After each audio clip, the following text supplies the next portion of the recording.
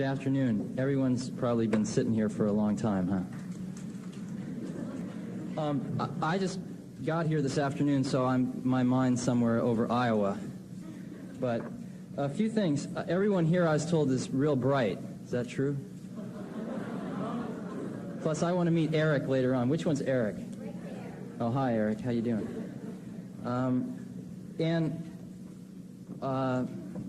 A lot of stuff here is rags to riches. I was listening back there. Sort of want to be careful about that because there's a lot of people that have been real successful in other terms that aren't here because maybe they didn't make a lot of money that you want to listen to very carefully. And one of the things that tends to run through some of the things that people here have talked about is innovation and creativity. And if you're really bright, have you ever thought about what it is to be intelligent? Probably some of you have, right? Because you meet your friend and he's pretty dumb and maybe you think you're smarter and you wonder what the difference is.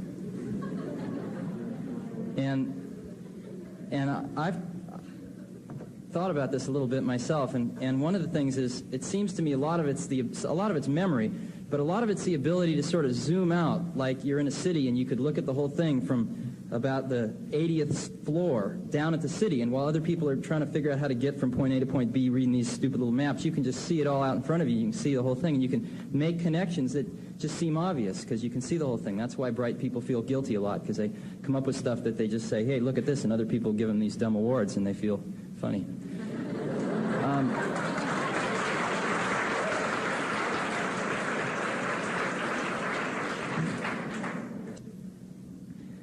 But the key thing is that if you're going to make connections which are innovative, to connect two experiences together, that you have to not have the same bag of experiences as everyone else does, or else you're going to make the same connections, and then you won't be innovative, and then nobody will give you an award. So what you got to do is get different experiences than the normal course of events. And one of the funny things about being bright is everyone puts you on this path, you know, to go to high school, go to college. I've heard about some kid that's 14 on his way to Stanford, and that's great. That's sort of out of the ordinary.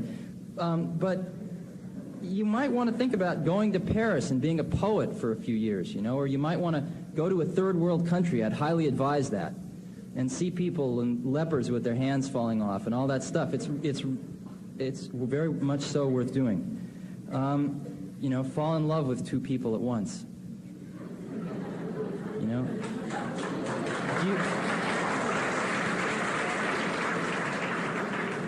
Walt Disney took LSD. Do you know that? He did once. And that's where the idea for Fantasia came from. It's true.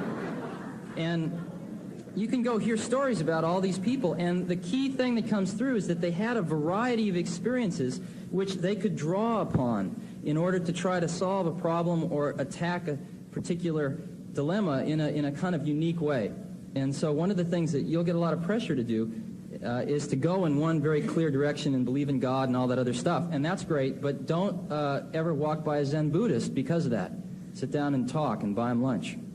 And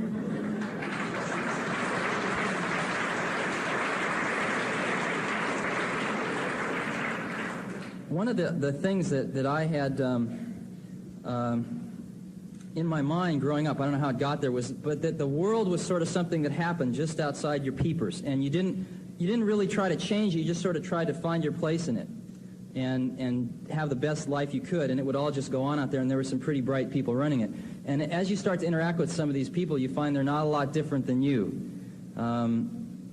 The people actually making these decisions every day that are sort of running the world are not really very much different than you. And they might have a little more judgment in some areas, but basically they're the same.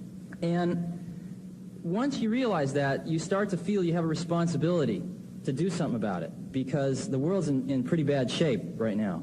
And I guess one of the things that motivates a lot of people that I've seen that actually get out and do something in any different field is that we all sort of, eat food that other people cook and wear clothing that other people make and speak a language that other people evolved and use someone else's mathematics.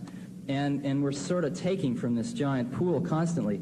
And the most ecstatic thing in the whole world is actually put something back into that pool.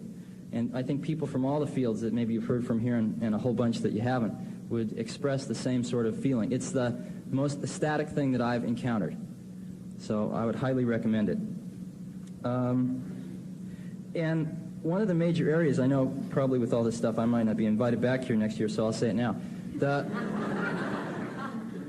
When you pass a certain age, I don't know what it is, 25, 30 years old, you sort of as a human being inherit the responsibility of being a guardian of the earth for future generations, of which you are all a member, to inherit.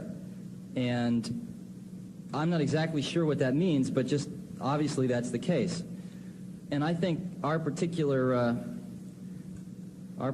this particular generation of people that is your guardian is doing an extremely poor job in one area, and one area where all of the help that you all can muster is really necessary. And that is that the chances that this planet's going to remain in one piece through your natural lifetimes is not extremely high right now. And it's fairly dismal. And I anticipate having some kids one day and helping them grow up to be sane human beings. And you people are going to be the people that are running the planet when my kids grow up.